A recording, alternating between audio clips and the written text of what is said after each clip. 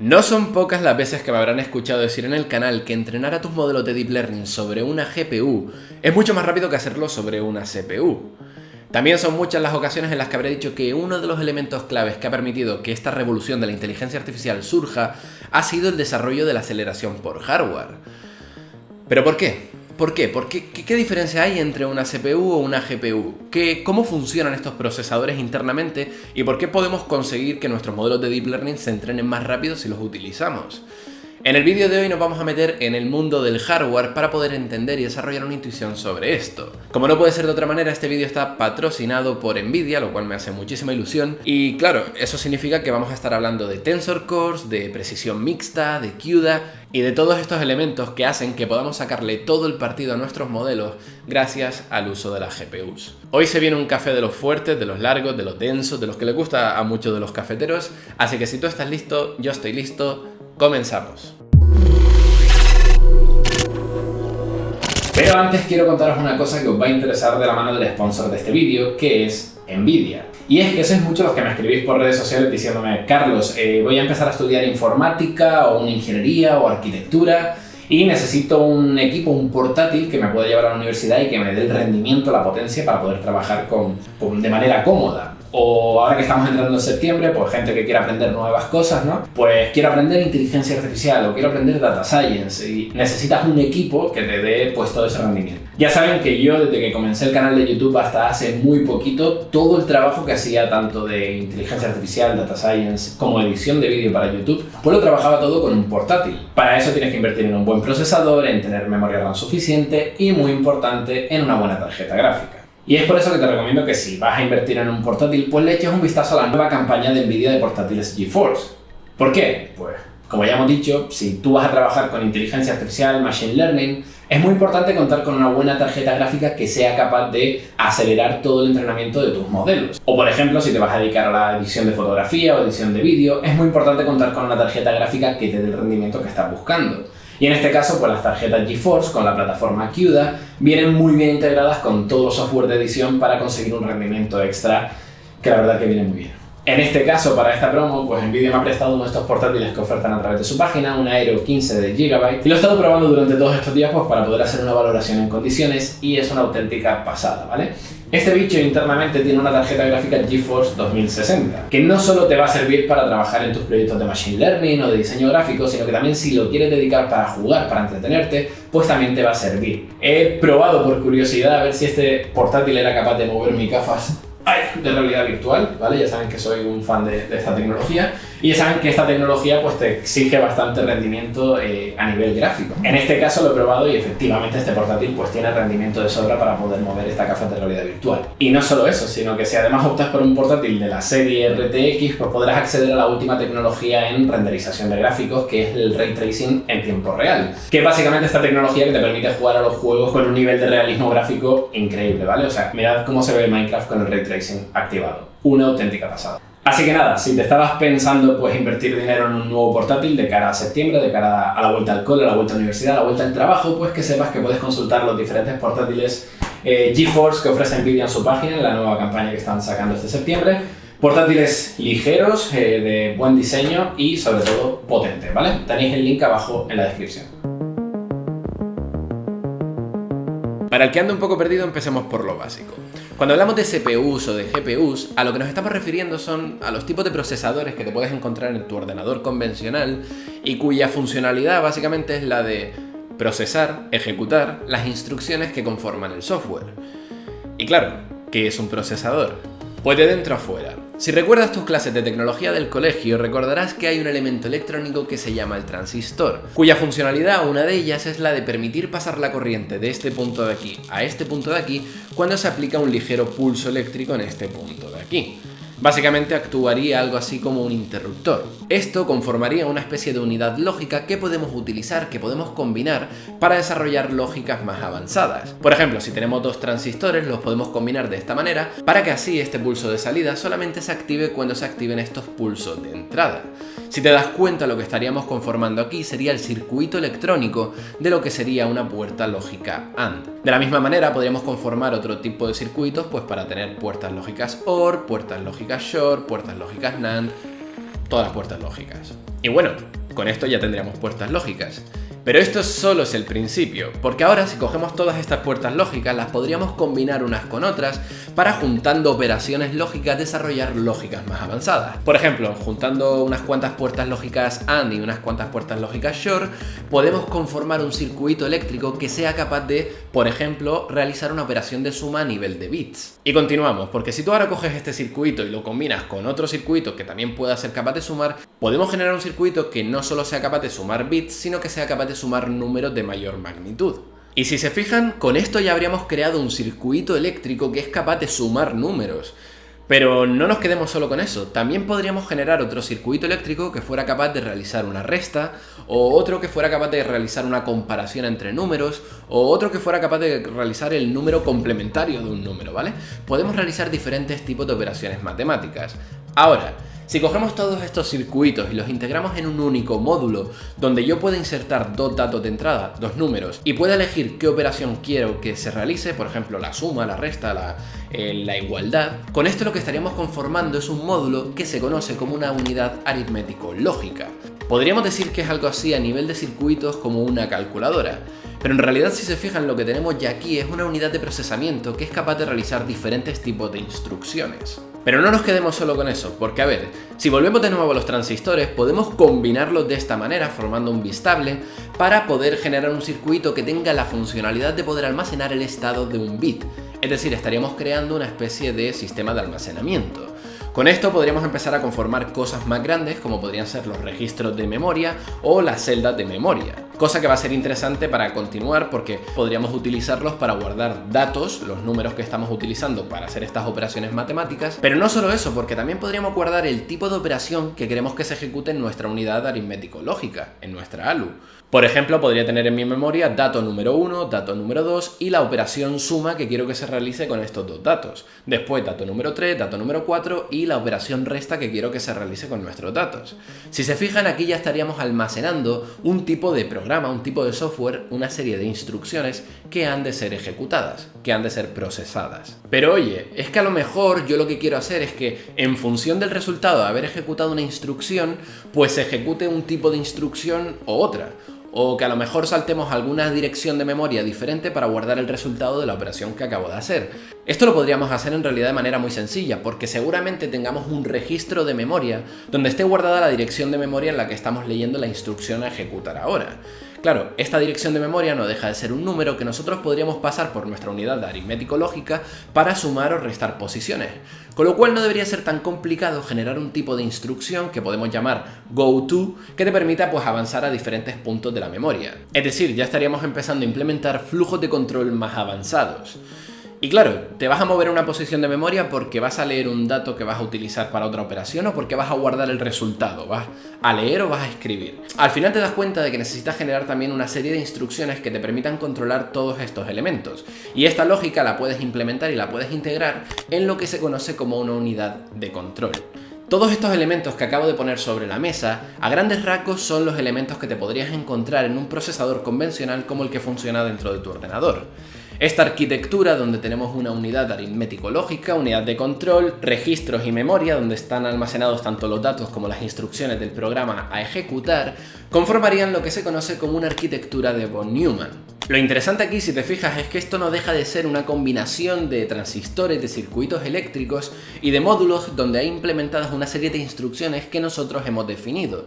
Es decir, tenemos una unidad aritmético-lógica con una serie de instrucciones como suma, resta, multiplicación a nivel de bits, que al final no dejan de ser aquellas operaciones, aquellas instrucciones que yo he decidido que estén ahí dentro.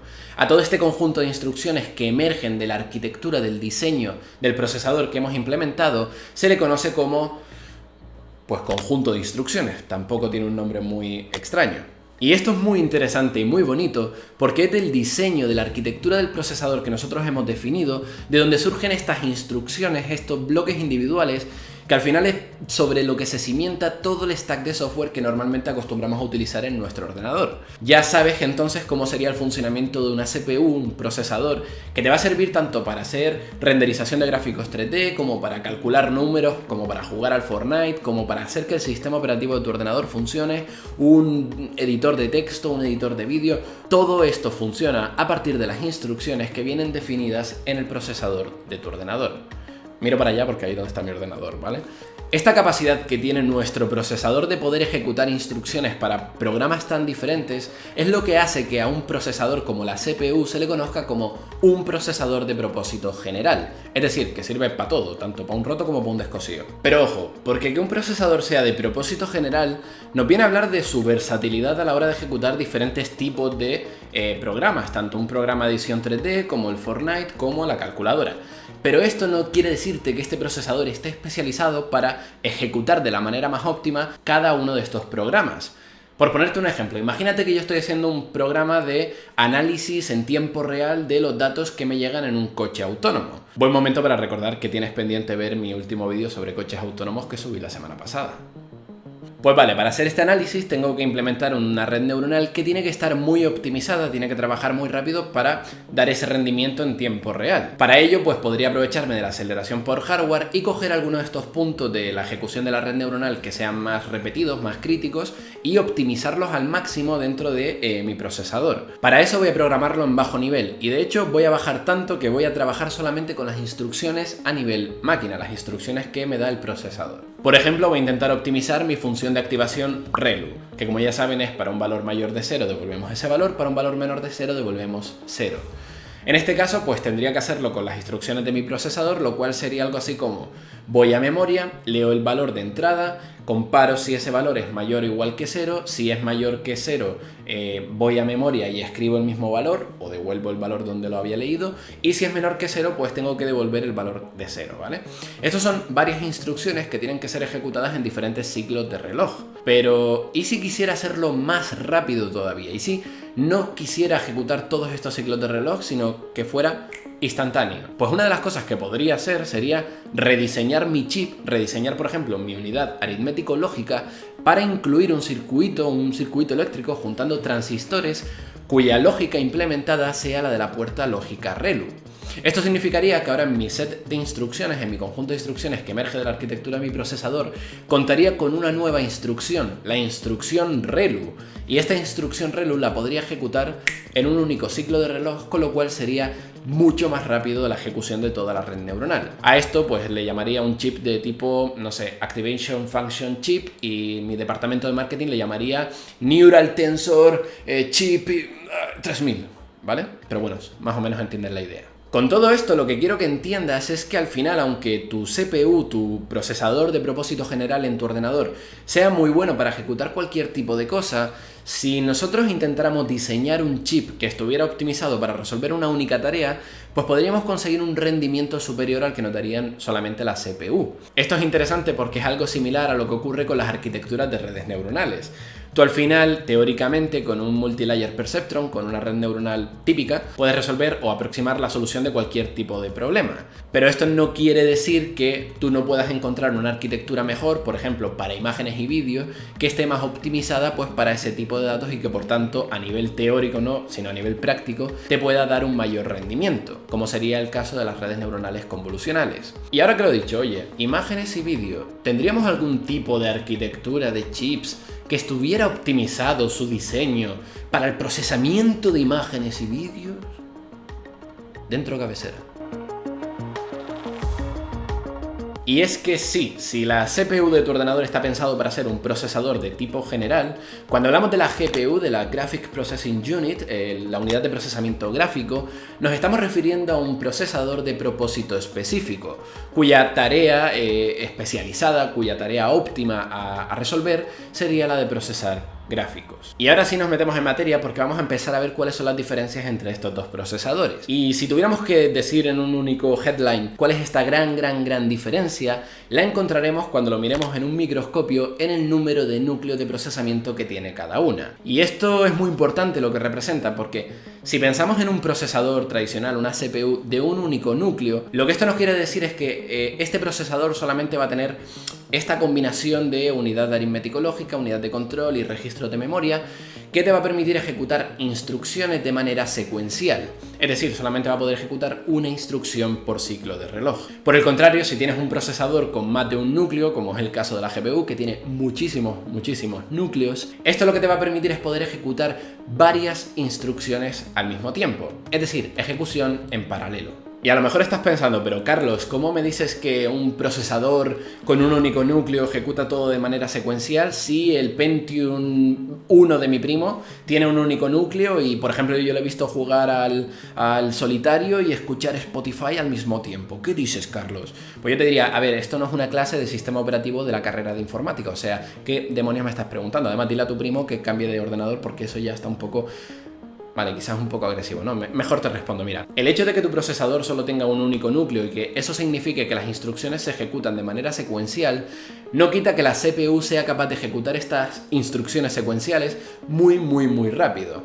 Algo que hace que, por ejemplo, el sistema operativo de tu ordenador pueda trabajar y trucar esta ejecución en serie para repartir los tiempos de ejecución de diferentes programas y decirle ahora un poquito al solitario, ahora un poquito a Spotify, ahora un poquito al solitario, ahora un poquito a esta página de internet que no deberías estar viendo. Y con esto, para el usuario final, la sensación es que estás trabajando con diferentes aplicaciones en paralelo, aun cuando la ejecución sigue siendo en serie. Y claro, esto pasa así si es, como he dicho, un procesador de un único núcleo. Pero la tendencia es que en los últimos años hemos visto cómo han surgido en el mercado procesadores con dual core, quad core, octa core. Entonces, al final esto lo que te permite es lo que he dicho, ¿no? Ejecutar de manera muy rápida, pues instrucciones en paralelo. A más núcleos tienes, pues más instrucciones puedes ejecutar al mismo tiempo, ¿vale? Y esto es hablando de la CPU, pero una GPU, ¿cuántos núcleos tiene? ¿Tiene 4, 8, 16? Pues no, amigos, aquí estamos hablando de un procesador que puede tener en el orden de cientos y miles de núcleos. Y vale, ahora mismo deberías de estar haciéndote una pregunta en la cabeza, pero antes de que te la responda, te voy a dejar con el típico vídeo que hay que poner en este momento de Cazadores de Mitos, donde se va a evidenciar por qué trabajar con muchos núcleos al mismo tiempo es una buena idea. 3, 2, 1. Let me speed it up.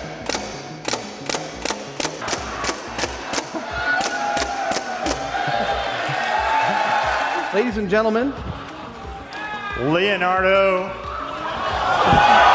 2.0. 6, 5, 4, 3, 2, 1.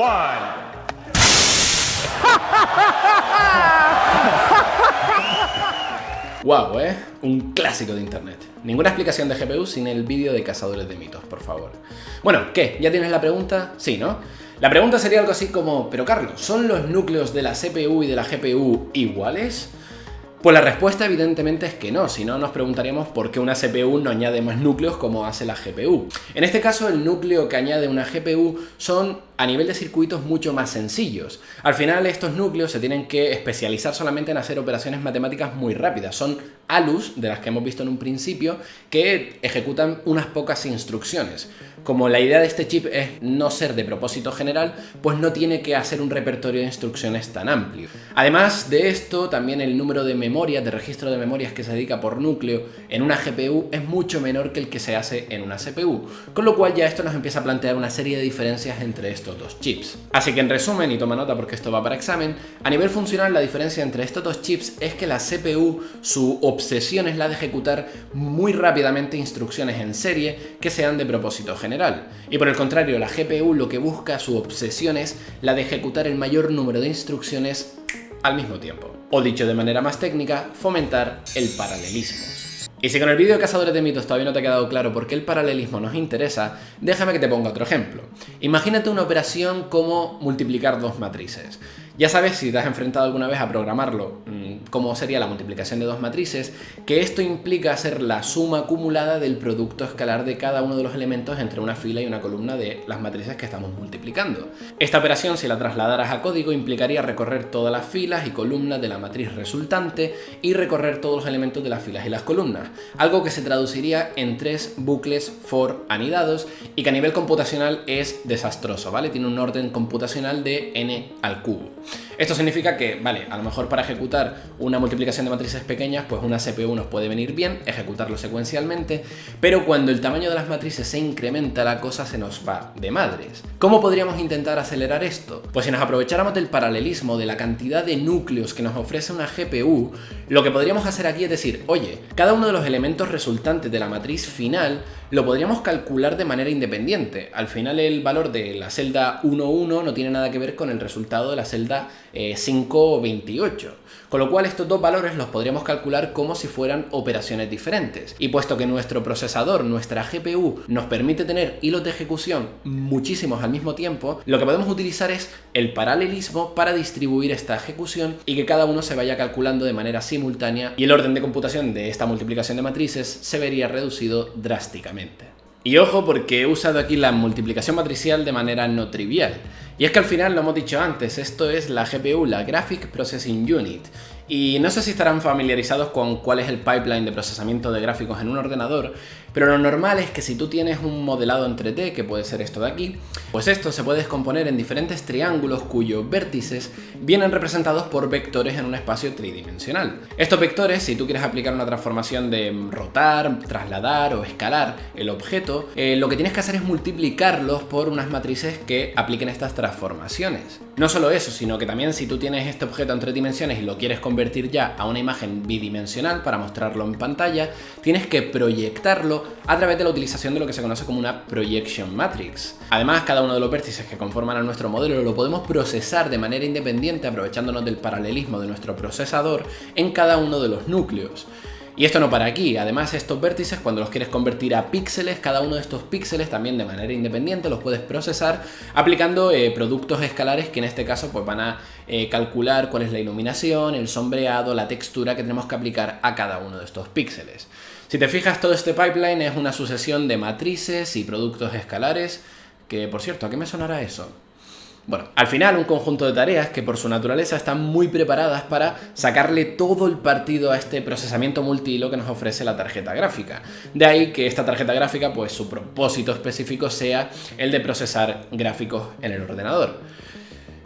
Y bueno, he de confesar algo, ¿vale? Antes les he mentido. Antes he dicho que sí, que la tarjeta gráfica, su propósito específico es el de procesar gráficos. Pero esto ya no es del todo cierto. Y es que la tendencia en los últimos años ha sido la de decir, oye, vale, perfecto, esta tarjeta, su paralelismo a lo mejor viene muy bien para procesar gráficos, sí. Pero es que a lo mejor también hay otra serie de problemas que también pueden ser descompuestos y ser beneficiados por la utilización de este paralelismo. Hablamos de problemas como la computación de dinámica de fluidos y de partículas, de modelado climático, para finanzas computacionales, para criptografía, minado de criptomonedas, renderizaciones de imágenes médicas, modelado de moléculas y al final muchas otras tareas y campo de estudio que se puede haber beneficiado del paralelismo al dividir la tarea en diferentes subtareas independientes que pueden ser ejecutadas en diferentes núcleos. Estamos entrando aquí en un campo súper interesante que es el uso de las tarjetas gráficas con propósito general. Un campo que en inglés se conoce como el General Purpose Graphic Processing Unit o por las siglas GPGPU. Y que bueno, donde todas estas tareas tienen cabida y por supuesto, como no, también entra el Machine Learning. Efectivamente es el Machine Learning, el Deep Learning, uno de estos campos donde tenemos, por ejemplo, muy utilizadas las redes neuronales, que no dejan de ser una tarea que se puede ver muy beneficiada, como ya sabemos, por el uso de las GPUs. Por eso, cuando surge esta nueva tendencia de la utilización de las tarjetas gráficas con propósito general, pues empezamos a pensar si podemos combinar estas dos tecnologías para sacar un mayor rendimiento. Inicialmente el uso de propósito general de las tarjetas gráficas se veía muy limitado por el diseño muy orientado a computar gráficos que tenían estas tarjetas. Y no fue hasta 2007 que Nvidia sacó una plataforma que te permitía poder utilizar estas tarjetas gráficas, programarlas para resolver otro tipo de tareas. Como te puedes dar cuenta, esto es una de las piedras angulares para poder empezar a utilizar con propósito general esta tecnología. A lo mejor todo esto del uso de propósito general de las tarjetas gráficas te sonaba o no, pero lo que tengo claro es que el nombre de esta plataforma sí te lo conoces, y es CUDA. Es con el lanzamiento de CUDA o CUDA con el que se empieza a generalizar el uso del paralelismo pues para resolver otro tipo de tareas. Y no tardó mucho en el momento en el que el noviazgo con el Deep Learning surgió. Es 2 años más tarde, en 2009, cuando se publica el siguiente paper, donde se presenta los resultados de entrenar a una red haciendo uso del paralelismo que ofrece una tarjeta gráfica en comparación con una CPU. Los resultados que arrojan este artículo era que el uso de la GPU daba una velocidad de entrenamiento de 70 veces más rápido que hacerlo sobre una CPU multinúcleo. Algo que creo que todos podemos coincidir en que es bastante revolucionario. Estamos hablando de que un modelo de Deep Learning pase a estar varias semanas entrenándose a solamente un día, algo que favorece notablemente el poder experimentar con este tipo de arquitecturas. Y al final aquí está la clave de todo, es el poder entrenar a tus modelos de manera mucho más rápida, el poder iterar en diferentes tipos de arquitectura, el poder experimentar, uno de esos elementos claves que permitió que durante la década de 2009 a 2019 hayamos tenido toda esta explosión de diferentes arquitecturas y avances y progresos en el campo del Deep Learning, algo que sin duda pues tenemos que agradecer a la aceleración por hardware.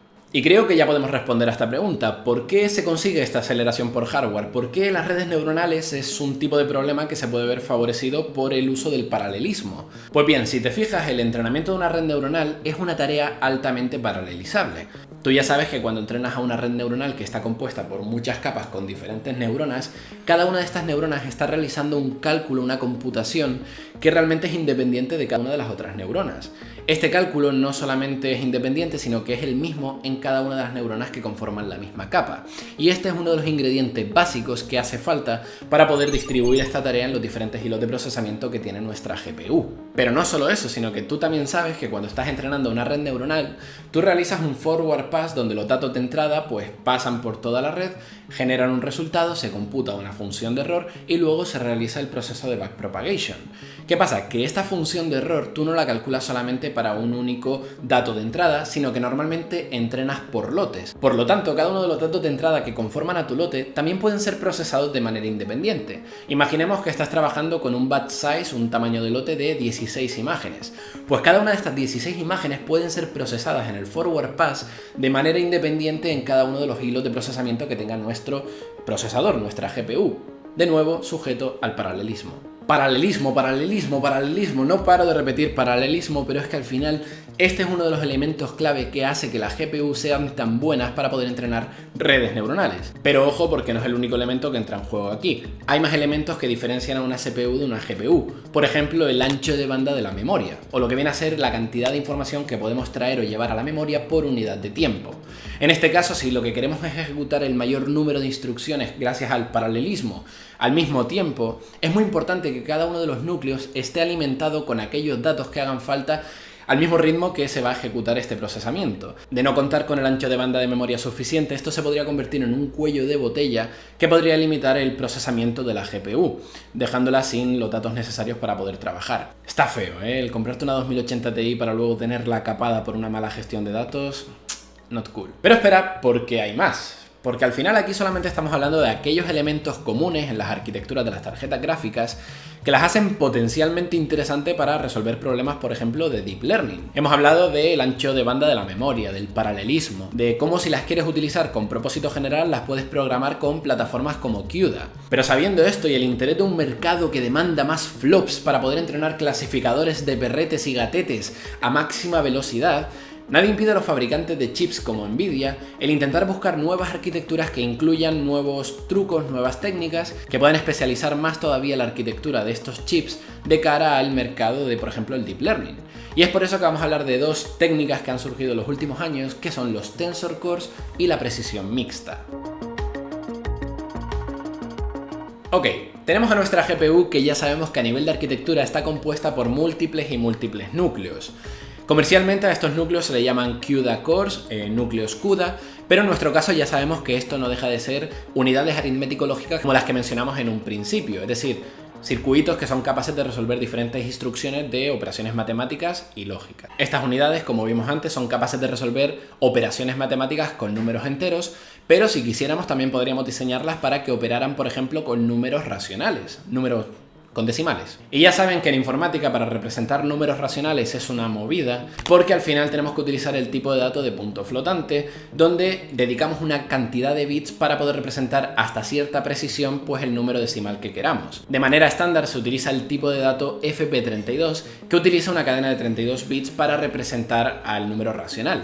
Claro, si tú quisieras ganar en precisión, podrías utilizar un tipo de dato que usará un mayor número de bits, por ejemplo FP64, pero a costa de utilizar una mayor cantidad de memoria para representar a ese número. Y también podrías hacer lo contrario, podrías utilizar una cadena de 16 bits, FP16, para representar con menos precisión a un número decimal, pero eso sí, ahorrándote espacio en memoria. Y claro, para ciertos problemas esta pérdida de precisión de los números decimales puede ser bastante crítica. Pero lo que se ha comprobado es que para el Deep Learning esta pérdida de precisión de los números decimales, que en este caso pues serían los parámetros de nuestro modelo o las activaciones que salen de una capa a otra, pues no afecta tanto al rendimiento siempre que se apliquen una serie de truquitos donde estamos mezclando pues tipos de datos FP16 y tipos de datos FP32.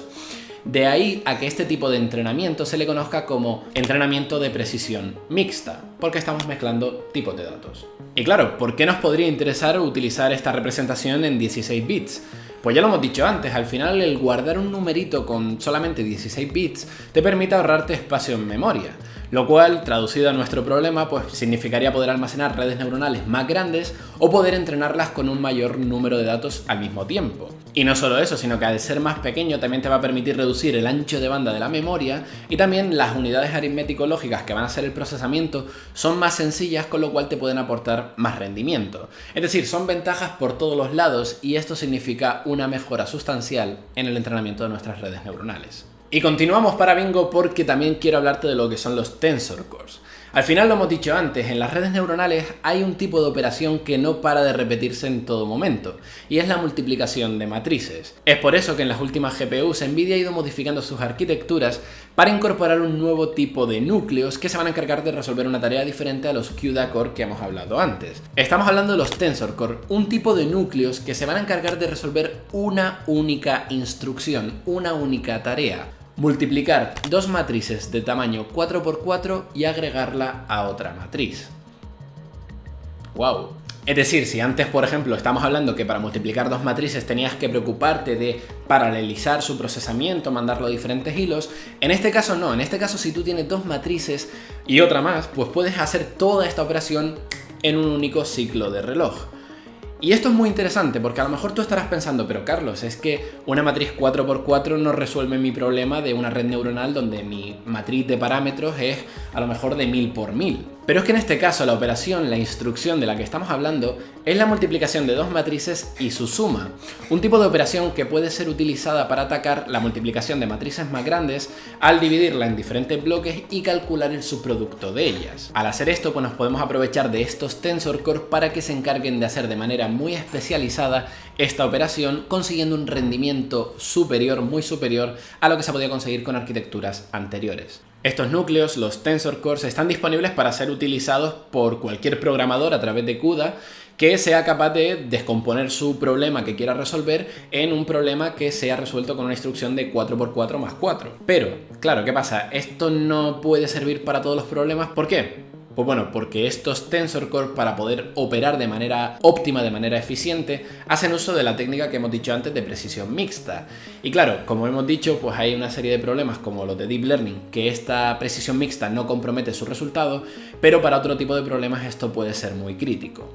Aquí lo interesante es que tú has entendido toda esta explicación que te acabo de dar. Y eso significa que ya estás desarrollando una intuición en cómo funcionan todas estas tecnologías, lo cual de cara a futuros proyectos, si te dedicas a trabajar en Deep Learning, creo que te va a resultar bastante valioso. Si te preguntas cómo tú puedes hacer uso de todo esto, la buena noticia es que posiblemente ya lo estés utilizando.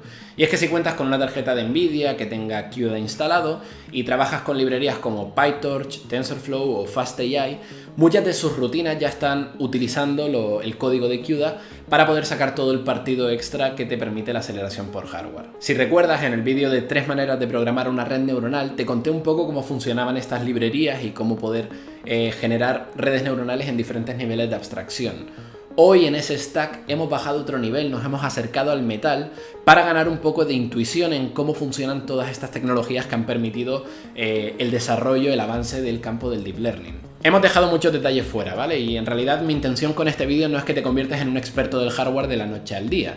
Aquí mi intención es que la próxima vez que estés trabajando con una librería de Deep Learning como la de FastAI y utilices una función como esta, sepas que si hay una mejora del rendimiento del 200% a la hora de entrenar a tu modelo, esto se está produciendo porque hay una serie de rutinas CUDA que están llamando a la aceleración por hardware de tu GPU para coger estas multiplicaciones matriciales y ejecutarlas sobre núcleos de tensores, que lo que están haciendo es aprovechar el paralelismo de todos estos núcleos para hacerlo de manera eficiente, y que estos núcleos no dejan de ser unidades aritmético-lógicas conformadas por muchas puertas lógicas y transistores colocados de manera correcta.